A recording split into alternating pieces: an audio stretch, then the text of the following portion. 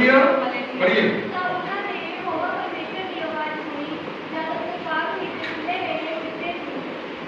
Hallelujah. की सुनिया परमेश्वर की आवाज नूं सुनिया। किनू सुनिया? शेर वाला आंदे नूं नहीं वेख्या परमेश्वर नूं। यहूदी शेर वाला ने लाओ लाल कान तुहाडे उत्ते। हालेलुया। आवाज नूं सुनिया। मूसा ने की सुनिया सीगा? आवाज सुनी सी। हालेलुया। इत्थे की सुनिया ने? आवाज सुनिया।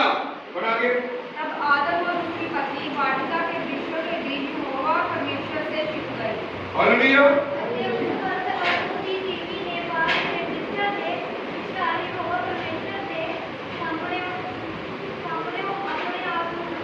हालेलुया। किहदे को लगाया? परमेश्वर को अपने आप लगाया है। तो ये दो जी सीगे, मियां बीबी सीगे, उन्होंने एक दूजे को अपने आप में लगा लिया। ये नौसरबाज बन गई। हालेलुया। परमेश्वर ने आवाज मारी है, परमेश्वर का नजर नहीं आ रहा सीगा, अपने आप में लगा लिया। 10 आयत में पढ़ांगे। उसने कहा मैं तेरा शब्द बारी से सुनकर डर गया। कहना मैं तेरा शब्द सुन के बाड़का विच डर गया। हालेलुया। आगे आगे बढ़ दी। क्योंकि मैं नंगा था इसलिए छिप गया। मैं नंगा था, मैं छिप गया। हालेलुया। बल्कि और नंगे शुरू तो ही सी, नंगे शुरू तो ही सी और नंगे, पर की होया जब उन्होंने पाप किया, पाप तो उन्होंने नंगापन सामने आ गया। हालेलुया। जब पाप किया उदों नंगापन उन्होंने सामने आया। नंगे पहले ही सी, पहले क्यों नहीं छुपे सीगे? उन्होंने परमेश्वर की आज्ञाकारी नूं तोड़िया है, उन्होंने परमेश्वर के काम नूं तोड़िया है। ताकि होया अदम के बाद जो बाहर कटे गए। हालेलुया। ये कौन सी? नौसरवाज सीगे। हालेलुया। ये कौन सीगे? इत्थे भी दो जाने ने। हालेलुया। अगर मैं एक और दो जने का जिक्र करांगा जल्दी न गिनतियां की किताब 12 की 1 तो 13 तक पढ़ांगे। बारी बारी हमें हौली पढ़ांगे। हालेलुया। गिनतियां। मूसा ने एक ऊंची स्त्री से साथ विवाह कर लिया, इसलिए मरियम और हारून उसकी उस ऊंची स्त्री के कारण उसकी निंदा करने लगे। मरियम ਅਤੇ ਹਾरून ਨੇ मूसा ਦੇ ਵਿਰੁੱਧ ਉਸ ऊंची स्त्री ਦੇ ਕਾਰਨ ਜਿਹੜੇ ਲੋਕ ਉਸ ਨੇ ਵਿਆਹ ਲਿਆ ਸੀ ਗੱਲਾਂ ਕੀਤੀਆਂ। हालेलुया। ਤੁਸੀਂ ਬੜੀ ਉੱਚੀ ਆਵਾਜ਼ ਚ ਪੰਜਾਬੀ ਚ। मरियम और हारून ने मूसा के विरुद्ध उस ऊंची टीवी के कारण जिन्हों उसने ब्याह लिया सी गल्लां कीतियां, क्यों जो उसने ऊंची टीवी नाल ब्याह कर लिया सी। हालेलुया। मरियम ते हारून ने जेड़ी टीवी नूं खुशी नूं मूसा ब्याह लिया सी ओदे वर खिलाफ विरोध गल्लां कीतियां। अगे बढ़ांगे। उन्होंने आख्या की भला है यहोवा ने मूसा नाल गल्लां ही कीतियां। बात टोकना पड़ना चाहिए। उन्होंने कहा क्या यहोवा ने केवल मूसा ही के साथ बातें की है? उन्होंने कहा कि कभी मूसा नाल नहीं गल्लां करदा, साडे नाल नहीं गल्लां करदा परमेश्वर। इसे तरह ही लोग कलीसिया विच गल लैके बैठ जाते हैं कि पास्टर नाल गल्लां करदा, साडे नाल नहीं गल्लां करदा, सानू नहीं दसदा है परमेश्वर किते। ਇਹਦਾ ਰਿਜ਼ਲਟ ਵੇਖੀ बोलने का की निकला। हालेलुया। पढ़िए पढ़िए पढ़िए। क्या उसने हमसे भी बातें मुंह नहीं काके ना की? रखा गई। हां जी। क्या उसने हमसे भी बातें नहीं की कि उनकी यह बात यहोवा ने सुनी? मूसा पृथ्वी पर के रहने कौन जी क्यों नहीं मारी है? ये खड़ा तुझे आ गया। उन्होंने आख्या कि भला यहोवा ने मूसा नाल ही गल्लां कीतियां हन अते साडे नाल गल्लां नहीं कीतियां। हालेलुया। कहंदा साडे नाल गल्लां नहीं कीतियां, मूसा ने गल्लां कीतियां। पढ़िए हिंदी। मूसा पृथ्वी पर के रहने वाले सब मनुष्य से बहुत अधिक नरम स्वभाव का था। मूसा बहुत अधिक नरम सुभाव दा सीगा। पंजाबी पढ़िए। अते ओ मर्द मूसा सारे आदमियां नालों जेड़े पृथ्वी उत्ते सन बहुत अधीन सी। हालेलुया। की क्या? वो मर्द मूसा सारे आदमियों नालों की सीगा? ਸੀਗਾ? ਅਧੀਨ ਸੀ, ਨਰਮ ਸੁਭਾਅ ਦਾ ਸੀਗਾ। ਅੱਗੇ ਪੜ੍ਹਾਂਗੇ ਜੀ। इसलिए यहोवा ने एकाएक मूसा और हारून और मरियम से कहा, तुम तीनों मिलाप वाले तंबू के पास निकल आओ। हालेलुया। की कीता? कहते मिलाप वाले तंबू ਦੇ ਸਾਹਮਣੇ ਆ ਜਾਓ। ਅੱਜ ਤੁਹਾਡਾ ਫੈਸਲਾ ਹੋ ਜਾਏਗਾ ਕਿ ਤੁਸੀਂ ਕਿੰਨੇ ਕੁ ਪਾਣੀ ਵਿੱਚ ਹੈਗੇ ਜੀ, ਤੁਹਾਡੇ ਤੇ ਕਿੰਨੀ ਕੁ ਅਧੀਨਤਾ ਹੈਗੀ ਆ। ਅੱਜ ਤੁਹਾਨੂੰ ਪਤਾ ਲੱਗ ਜਾਵੇਗਾ। ਉਹਨਾਂ ਤਿੰਨਾਂ ਨੂੰ ਮੂਸਾ ਨੇ ਬੁਲਾ ਲਿਆ। ਪੜਾਂਗੇ। फिर यहोवा ने अचनचेत मूसा हारून और मरियम को आख्या, तुसी तिन्ने मंडली के तंबू कोल आ जाओ। सो वो तीनों बाहर गए। कितने आ गए? तिन्ने जाने बाहर आ गए, मंडली के सामने, जवेदी के सामने आ गए। जिदा तुसी जवेदी सामने हो बैठे हो, इसी तरह वो जवेदी के सामने तीनों जाने आ गए। पढ़ोगे इनकी जगह। तब यहोवा ने बादल के खंभों में उतरकर तंबू के द्वार पर खड़ा होकर हारून और मरियम को बुलाया। हालेलुया। ਕੀ ਹੋਇਆ? ਬਾਦਲ ਦੇ ਕੰਮ ਵਿੱਚੋਂ ਪਰਮੇਸ਼ਰ ਨਿਕਲ ਕੇ ਆਇਆ। ਹਾਲੇਲੂਇਆ। ਗਵਾਹੀ ਹੈ ਮੇਰੀ। ਪਿਛਲੇ ਦਿਨਾਂ ਦੇ ਵਿੱਚ ਮੈਂ ਇੱਕ ਗਵਾਹੀ ਦੇਖ ਰਿਹਾ ਸੀਗਾ, ਸੁਣ ਰਿਹਾ ਸੀਗਾ। ਇੱਕ ਮਾਂ ਦੇ 4-5 ਪੁੱਤਰ ਸੀਗੇ। ਹਾਲੇਲੂਇਆ। ਇੱਥੇ ਕਿਤਿਆ ਪਰਮੇਸ਼ਰ ਬਾਦਲ ਦੇ ਖੰਭ ਵਿੱਚੋਂ ਨਿਕਲ ਕੇ ਆਇਆ। ਹਾਲੇਲੂਇਆ। ਉਹ ਜਗ੍ਹਾ ਤੇ ਕੀ ਸੀਗਾ? ਮਾਂ ਦੇ ਪੱਥਰੀ ਹੋ ਗਈ। ਕੀ ਹੋ ਗਈ? ਮਾਂ ਦੇ पत्थरी होगी। मां ने कहा कि मेरा इलाज करा दो, मेरी पत्थरी बाहर करा दो। पर पुत्र कहते साढ़े को पैसे नहीं, तू पानी पी। पानी प्या प्या के अपनी मां को बड़ा बड़ा कर दिता। हालेलुया। की होया उन्होंने? एक दिन पुलिस की रेड पै गई, अक्साई की रेड पै गई उन्होंने घर के अंदर। जब अक्साई की रेड पई तो और रुपया लभते रहे, पूंजिया में चौथे रुपया नहीं मिले। ਜਿਹੜਾ ਉਹਨਾਂ ਦਾ ਘਰ ਦਾ ਬਾਪ ਸੀਗਾ, ਵੱਡਾ ਭਰਾ ਸੀਗਾ, ਉਹ ਰਾਵਣ ਦਾ ਰੋਲ ਕਰ ਰਿਹਾ ਸੀ। ਨਹੀਂ ਮਿਲਿਆ, ਕਿਤੋਂ ਨਹੀਂ ਮਿਲਿਆ, ਸਭ ਪਾਸੇ ਬੋਲ ਮਾਰੇ, ਕਹਿੰਦਾ ਹੈ ਹੀ ਨਹੀਂ। ਆਖਿਰਕਾਰ ਉਸ ਇੰਸਪੈਕਟਰ ਨੂੰ ਪਤਾ ਲੱਗ ਗਿਆ ਉਹ ਰੁਪਈਆ ਇੱਕ ਘਰ ਦੇ ਅੰਦਰ ਛੁਪਾਇਆ ਹੋਇਆ ਸੀ, ਉੱਥੋਂ ਮਿਲ ਗਿਆ, ਕੂਲਰ ਦੇ ਵਿੱਚੋਂ ਮਿਲ ਗਿਆ। ਜਿਵੇਂ ਕੂਲਰ 'ਚ ਮਿਲ ਗਿਆ, ਉਹ ਰਾਵਣ ਵਿਰੋਧ ਵਿੱਚ ਆ ਕੇ ਗੋਲੀ ਚਲਾਤੀ। ਗੋਲੀ ਚਲੀ ਛੱਤ ਵਿੱਚੋਂ, ਰੁਪਈਏ ਗਿਰਨੇ ਸ਼ੁਰੂ ਹੋ ਗਏ। ਜਿੱਥੋਂ ਪੱਟਣ ਉੱਥੋਂ ਰੁਪਈਏ, ਜਿੱਥੋਂ ਪੱਟਣ ਉੱਥੋਂ ਰੁਪਈਏ। ਆਖਰ ਕੀ ਐਸਾ ਖੰਭਾ ਸੀ ਇੱਕ, ਜਿਵੇਂ ਤੁਹਾਡੇ ਸਾਹਮਣੇ ਖੰਭਾ, ਉਹਦੇ ਵੀ ਸੋਨੇ ਦੀਆਂ ਇੱਟਾਂ ਲੱਗੀਆਂ। ਇੰਨਾ ਰੁਪਈਆ ਹੋਣ ਦੇ ਬਾਵਜੂਦ ਮਾਂ ਕਹਿੰਦੀ ਉਹਨਾਂ ਨੂੰ ਕਿ ਤੁਸੀਂ ਤਾਂ ਕਹਿੰਦੇ ਜੀ ਹੈ ਹੀ ਨਹੀਂਗਾ, ਤੁਸੀਂ ਕਹਿੰਦੇ ਮੇਰੇ ਕੋਲ ਕੁਝ ਹੈ ਹੀ ਨਹੀਂਗਾ। ਇੰਨਾ ਰੁਪਈਆ ਕਿੱਥੋਂ ਆਇਆ? ਭਾਈਆਂ ਨੇ ਜਿਹੜੇ ਬਾਕੀ 4 ਸੀ, ਉਹਨਾਂ ਨੇ ਬਹੁਤ ਸਾਰਾ ਰੁਪਈਆ ਇੱਧਰ ਉੱਧਰ ਦੱਬਿਆ। ਸਾਰਾ ਰੁਪਈਆ ਨਿਕਲਦਾ ਗਿਆ, ਸਾਰਾ ਰੁਪਈਆ ਇਕੱਠਾ ਹੁੰਦਾ ਗਿਆ। ਮਾਂ ਕਹਿੰਦੀ ਮੇਰੀ ਤਾਂ ਪੱਥਰੀ ਵਾਸਤੇ ਤੁਹਾਡੇ ਕੋਲ ਪੈਸੇ ਨਹੀਂ ਸੀ। ਨਹੀਂ ਤਾਂ ਕਹਿੰਦੇ ਪਾਣੀ ਪੀ ਪੱਥਰੀ ਨਿਕਲ ਜਾਊਗੀ। ਕੀ ਹੋਇਆ? ਉਹ ਰੁਪਈਆ ਕਿਸੇ ਕੰਮ ਨਹੀਂ ਆਇਆ। ਜੇ ਅਸੀਂ ਆਪਣੇ ਰੁਪਈਏ ਨੂੰ ਪਰਮੇਸ਼ਰ ਦੇ ਕੰਮ ਵਿੱਚ ਖਰਚ ਨਹੀਂ ਕਰਦੇ ਤੇ ਉਹ ਰੁਪਈਆ ਸਾਈ ਲੈ ਜਾਂਦੀ ਹੈ, ਉਹ ਰੁਪਈਏ ਨੂੰ ਕੀੜਾ ਖਾ ਜਾਂਦਾ ਹੈ। ਪਰਮੇਸ਼ਰ ਦਾ ਵਚਨ ਕਹਿੰਦਾ ਹੈ ਕੰਨ ਨੂੰ ਕੀੜਾ ਖਾ ਜਾਂਦਾ ਹੈ। ਹਾਲੇਲੂਇਆ। हालेलुया। आगे बढ़ाएंगे। तब यहोवा ने कहा, मेरी बातों सुनो। यदि तुमको कोई नबी हो तो उस पर मैं यहोवा दर्शन के द्वारा अपने आप को प्रकट करूंगा। पढ़िए। उस आख्या मेरिया गल्लां सुनो, जे तुहाडे विचों कोई नबी होवे तां मैं यहोवा अपने आप ਨੂੰ ਦਰਸ਼ਨ ਵਿੱਚ ਉਸ ਉੱਤੇ ਪ੍ਰਗਟ ਕਰਾਂਗਾ ਅਤੇ ਸੁਪਨੇ ਵਿੱਚ ਮੈਂ ਉਹਦੇ ਨਾਲ ਬੋਲਾਂਗਾ। ਹਾਲੇਲੂਇਆ। ਕੀ ਕਹਿੰਦਾ? ਜੇ ਤੁਹਾਡੇ ਵਿੱਚੋਂ ਕੋਈ ਨਬੀ ਹੋਵੇ, ਨਾ ਤਾਂ ਨਬੀ ਉੱਥੇ ਹਾरून ਸੀ, ਨਾ ਨਬੀ ਮਰੀਮ ਸੀ। ਉੱਥੇ ਨਬੀ ਕੌਣ ਸੀਗਾ? ਮੂਸਾ ਸੀਗਾ। ਹਾਲੇਲੂਇਆ।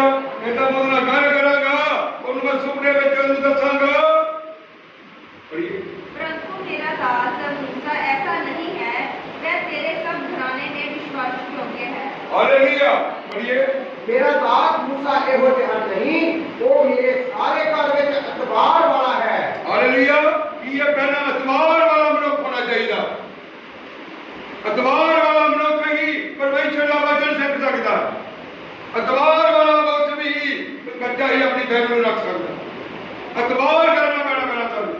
ਉਹ मूसा की जगह इतबार वाला कहना मेरा पुत्र है। और आगे उससे मैं गुप्त रीति से नहीं, परंतु आमने सामने और प्रत्यक्ष होकर बातें करता हूँ। हालेलुया। ਜਦੋਂ ਤੁਸੀਂ ਇਤਬਾਰ ਵਾਲੇ ਹੁੰਦੇ ਹੋ, ਤੁਹਾਡੇ ਆਮਣੇ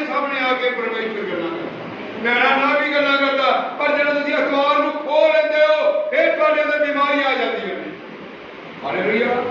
परमेश्वर मूसा के आमने सामने होके गल्लां करदा सी। परमेश्वर मूसा के नाल बैठ के पूरे रीति के नाल गल्लां करदा सी, उहनूं दसदा सी सुपने विच भी ते आमने सामने भी। असीं पढ़ांगे।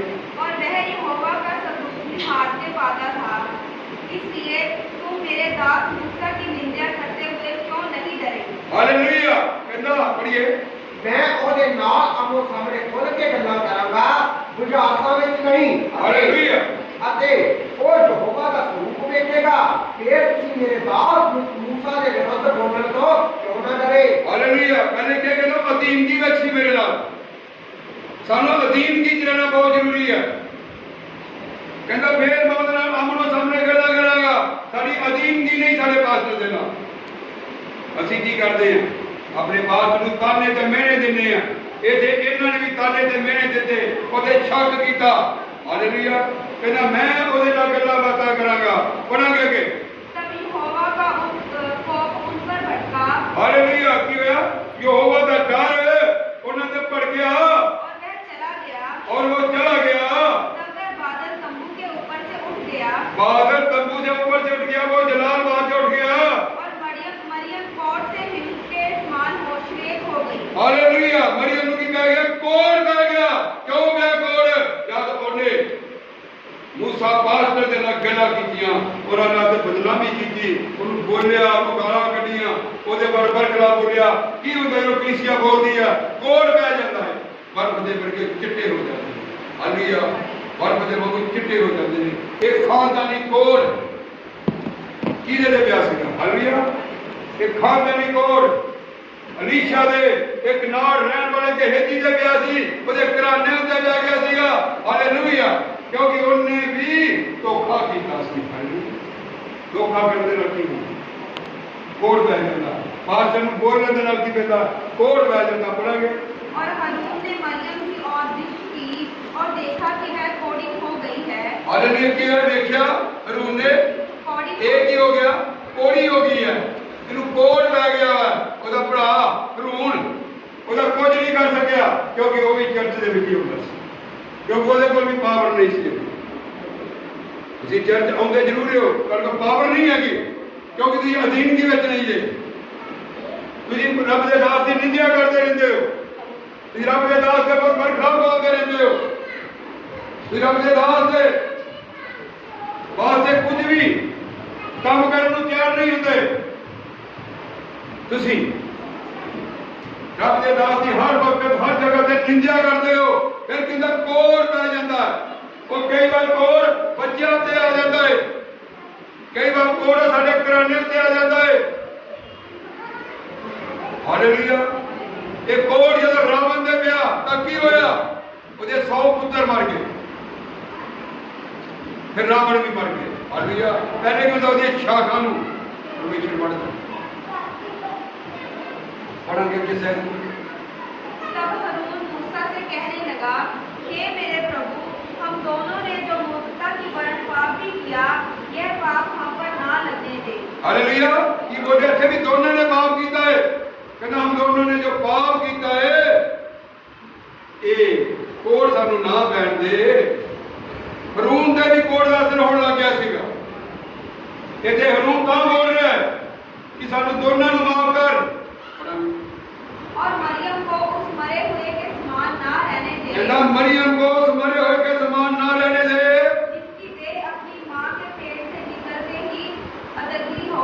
हालेलुया। अपनी पंजाबी में गौर करके ਉਸ ਨੂੰ ਮੁਰਦੇ ਜਿਹਾ ਨਾ ਹੋਣਗੇ, ਉਸ ਨੂੰ ਮਰਿਆ ਜਿਹਾ ਨਾ ਹੋਣ ਦੇ, ਜਿਹਦਾ ਸਰੀਰ ਜਮਾਂਦਰੂ ਹੀ ਅੱਧਾ ਗਲਿਆ ਹੋਇਆ ਹੋਵੇ। ਉਹਦਾ ਸਰੀਰ ਜਮਾਂਦਰੂ ਮਾਂ ਦੇ ਪੇਟ ਚੋਂ ਹੀ ਅੱਧਾ ਨਿਕਲੇ ਸੀ, ਕਿਉਂਕਿ ਉਹ ਵੀ ਜਮਾਂਦਰੂ ਸੀ।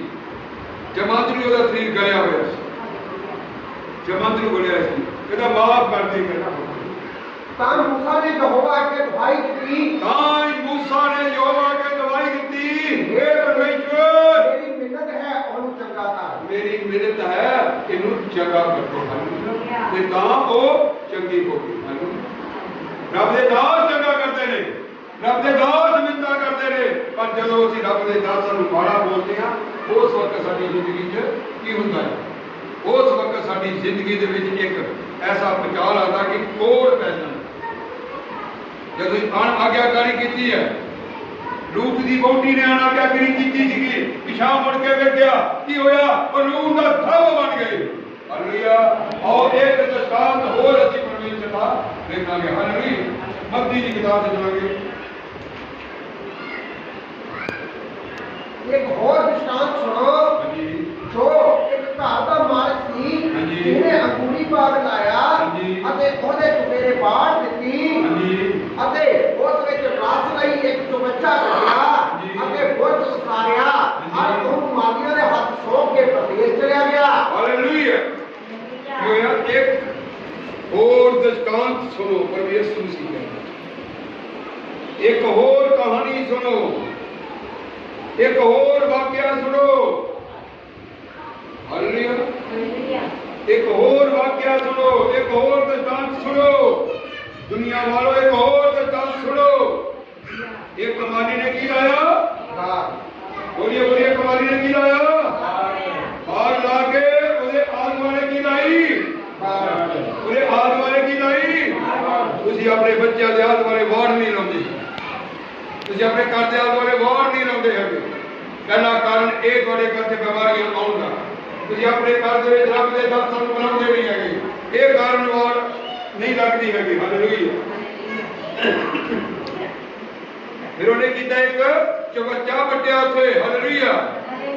ਚਵੱਚਾ ਵੱਟਿਆ, ਉਹ ਚਵੱਚੇ ਦੇ ਵਿੱਚ ਕੀ ਕੀਤਾ ਉਹਨੇ? ਰਸ ਕੱਢਿਆ। ਫਿਰ ਉਹਦੀ ਰਖਵਾਲੀ ਇੱਕ ਠੇਕੇਦਾਰ ਨੂੰ ਦੇ ਗਿਆ। ਹਾਲੇਲੂਇਆ। ਇਹਦੇ ਵਿੱਚ ਠੇਕੇਦਾਰ ਲਿਖਿਆ ਹੋਇਆ। ਹਾਲੇਲੂਇਆ। ਜੋ ਉਹਨੂੰ ਦੇ ਗਿਆ, ਜਦ ਉਹਨੂੰ ਦੇ ਗਿਆ ਤਾਂ ਕਿ ਆਪ ਪ੍ਰਦੇਸ਼ ਨੂੰ ਚਲਾ ਗਿਆ। ਕਿੱਥੇ ਚਲਾ ਗਿਆ? ਆਪ ਪ੍ਰਦੇਸ਼ ਨੂੰ ਚਲਾ ਗਿਆ।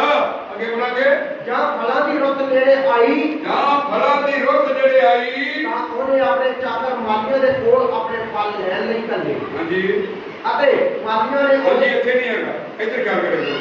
ਇੱਧਰ ਤੋੜ ਕੇ। ਹਾਂਜੀ और मुकदे छोड़ो। जब फल का समय निकट आया, जब फल का समय निकट आया, तो उसने अपने दासों को उसका फल लेने के लिए किसानों के पास भेजा। हालेलुया।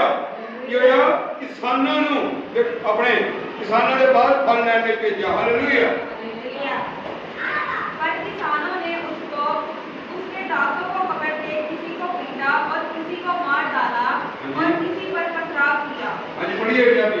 ਅਤੇ ਮਾਲੀਆਂ ਨੇ ਉਹਦੇ ਚਾਕਰਾਂ ਨੂੰ ਫੜ ਕੇ ਕਿਸੇ ਨੂੰ ਕੁੱਟਿਆ ਔਰ ਕਿਸੇ ਨੂੰ ਮਾਰ ਸੁੱਟਿਆ ਔਰ ਕਿਸੇ ਨੂੰ ਪਥਰਾਵ ਕੀਤਾ। ਹਾਲੇਲੂਇਆ। ਅਸੀਂ ਇਹਦੀ ਰੈਸਲ ਕਰਨੀ ਹੋਵੇ, ਅਸੀਂ ਆਪ ਐਵੇਂ ਲੈ ਕੇ ਘਰ ਵਿੱਚ ਉੱਚੀ ਆਵਾਜ਼ 'ਚ ਰੈਸਲ ਕਰ ਸਕਦੇ। ਗੂੰਗੇ ਬਣ ਕੇ ਨਹੀਂ, ਗੂੰਗੇ ਬਣ ਕੇ ਜੀ ਲਾਹਨਤ ਪਾ ਰਿਹਾ, ਉਹ ਲਾਹਨਤ ਸਾਡੇ ਪਰਿਵਾਰ ਖਾਨਦਾਨ ਤੇ ਪੈ ਜਾਣੀ। ਖਾਨਦਾਨ ਛੋਟਾ ਜਿਹਾ ਨਹੀਂ ਹੁੰਦਾ। ਭਾਈ ਖਾਨਦਾਨ 'ਚ, ਮਾਂ ਖਾਨਦਾਨ 'ਚ, ਭੈਣ ਖਾਨਦਾਨ 'ਚ, ਮਾਮੇ ਚਾਚੇ ਫੁੱਫੇ ਤਾਏ ਸਭ ਖਾਨਦਾਨ ਵਿੱਚ ਹੁੰਦੇ ਨੇ। ਹਾਲੇਲੂਇਆ। ਇਸ ਕਾਰਨ ਮੂੰਹ ਨਾ ਬੋਲ ਕੇ ਕਹਿੰਦਾ ਇਕਰਾਰ ਕਰ, ਇਕਰਾਰ ਕਰ। ਉੱਠ ਕੇ ਮਾਰ ਕੇ ਪਤਲੇ ਕੱਟੇ ਕੀ ਕੀਤਾ? ਉਹਨਾਂ ਨੂੰ ਭਜਾ ਦਿੱਤਾ। ਫਿਰ ਕੀ ਹੋਇਆ? फिर उसने पहलों से अधिक और दासों को भेजा ਉਹਨੇ ਪਹਿਲਾਂ ਨਾਲੋਂ ਹੋਰ ਜ਼ਿਆਦਾ ਹੋਰ ਭੇਜੇ। और उन्होंने उनसे भी ऐसा ही किया। ਹਾਂਜੀ अंत में उसने अपने पुत्र को के पास भेजा, यह सोचकर भेजा कि वे मेरे पुत्र का आदर करेंगे। ਹਾਂਜੀ ਪੜ੍ਹੀਏ। ਫਿਰ ਉਹਨੇ ਹੋਰ ਚਾਕਰ ਪਹਿਲਿਆਂ ਨਾਲੋਂ ਵਧੇਰੇ ਘੱਲੇ ਅਤੇ ਉਹਨਾਂ ਨੇ ਇਹਨਾਂ ਨਾਲ ਵੀ ਉਸੇ ਤਰ੍ਹਾਂ ਕੀਤਾ। ਹੁਣ ਉਸ ਨੇ ਆਪਣੇ ਪੁੱਤਰ ਨੂੰ ਉਹਨਾਂ ਦੇ ਕੋਲ ਇਹ ਕਹਿ ਕੇ ਕੱਢਿਆ, ਭਾਈ ਉਹ ਮੇਰੇ ਪੁੱਤਰ ਦਾ ਆਦਰ ਕਰਨਗੇ। ਹਾਲੇਲੂਇਆ। ਅੱਜ ਤੁਸੀਂ ਇੱਕ ਕੰਮ ਨੂੰ ਕਰ ਰਹੇ ਹੋ ਕਿ ਪਾਸਟਰ ਨੇ ਕੁਝ ਫਲ ਮੰਗ ਰਹੇ ਨੇ, ਚਲੋ ਹੁਣੇ ਚਰਚ ਬਦਲ ਦਈਏ, ਚਲੋ ਹੋਰ ਪਾਸੇ ਚਲੇ ਜਾਈਏ। ਤੁਹਾਡੇ ਨੂੰ ਪਹਿਲਾਂ ਪਰਮੇਸ਼ਰ ਨੇ ਕੰਮ ਕਰ ਚੁੱਕਾ ਹੈ, ਤੁਹਾਨੂੰ ਪਹਿਲੇ ਕਰ ਚੁੱਕਾ ਹੈ। ਹਾਲੇਲੂਇਆ ਦਾ ਮਤਲਬ ਕੀ ਹੈ? ਕਿ ਅਸੀਂ ਇਹ ਕੰਮ ਕਰਦੇ ਹਾਂ, ਅਸੀਂ ਇਸ ਕੰਮ ਦੇ ਹੱਕੀਦਾਰ ਹਾਂ, ਅਸੀਂ ਦੂਜੇ ਚਰਚਾਂ ਤੇ ਜਾਂਦੇ ਹਾਂ, ਅਸੀਂ ਮਾਸਟਰ ਨੂੰ ਲਾਹਨਤ ਕਰਦੇ ਹਾਂ, ਅਸੀਂ ਯਿਸੂ ਮਸੀਹ ਨੂੰ ਲਾਹਨਤ ਕਰਦੇ ਹਾਂ ਜੋ ਲਾਹਨਤ ਕਰ ਸਕਦਾ।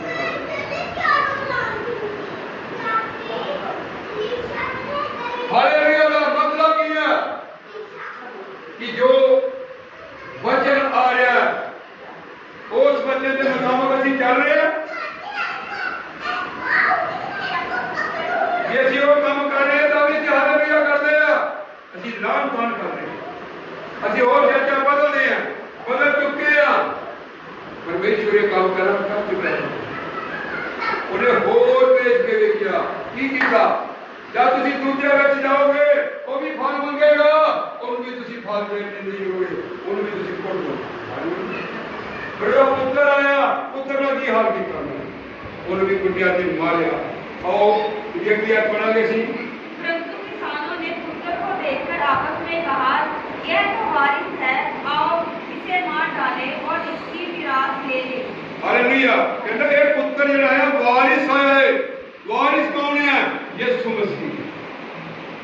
वारिस वो होता है जो मुख्तियारी खास हो जाता है। यस जिहदा प्यो जिंदा है, जिहदा प्यो जिंदा है, वो मुख्तियारे खास हो जाते हैं। कि जो खास हो जाता है वो जो मर जाता है वो अपने आप ही खत्म हो जाता है। साडा प्यो जिंदा है, जुगा जुगा तो जिंदा है, वो साडा वारिस है। कि वारिस ने उन्होंने मारिया तो तीसरे दिन मुख्तियार हालेलुया। कहना वो आवेगा। और उन्होंने उसे पकड़ा और दाख की बारी से बाहर निकालकर मार डाला। आगे बढ़िया करोगे जाएगा वैसे पूरा हो गया। इसलिए जब दाख की बारी का स्वामी आएगा तो उन किसानों के साथ क्या करेगा? हालेलुया। की के दाख दा स्वामी मालिक आवेगा तो की करेगा? बढ़िया पंजाबी। तो जब मालिक आवेगा तब उन्हां मालियां नाल की करेगा? उन्होंने उस ਨੂੰ आख्या कि इथे छड़ के दूजे ਨੂੰ पढ़न दिया करो।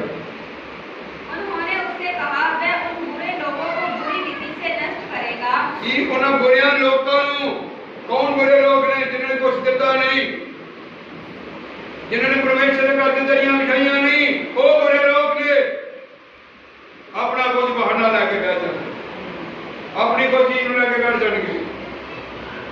वो आएगा कि उन्होंने की करेगा? उस बाग के जो बाहर कर देगा कि वो उनके कोई और माटी कराएगा। आमीन आमीन। वो जो और बाग का माटी कर देगा वो ਤੁਹਾਡੇ ਕੋਲ बाग नहीं।